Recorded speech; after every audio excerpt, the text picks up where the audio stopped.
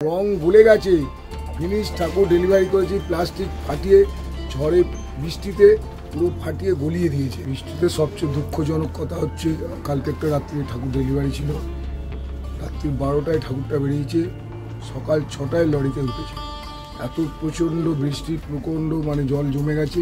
সেই প্রতিমাকে ইট দিয়ে উঁচু করতে হয়েছে, উঁচু করে প্যাকিং করে রাখতে হয়েছে, যা প্রতিমাকে গাড়িতে তোলা যাচ্ছে না। এত বিপজ্জনক অবস্থায় তাকে 1 মাইল রাস্তা দূরে গিয়ে গাড়িতে তুলতে হয়েছে। আরে এখানে তো কাদা এবং হাঁটু জল এবং বৃষ্টির ঝাপটাতে আমাদের ঠাকুর অনেক কিছু ক্ষতিগ্রস্ত হয়েছিল, সেগুলোকে আবার ঠিকঠাক করে রিপেয়ারিং করতে হয়েছে, ডবল করে খাটতে হচ্ছে। এত বৃষ্টি কেউ আটকাতে পারে?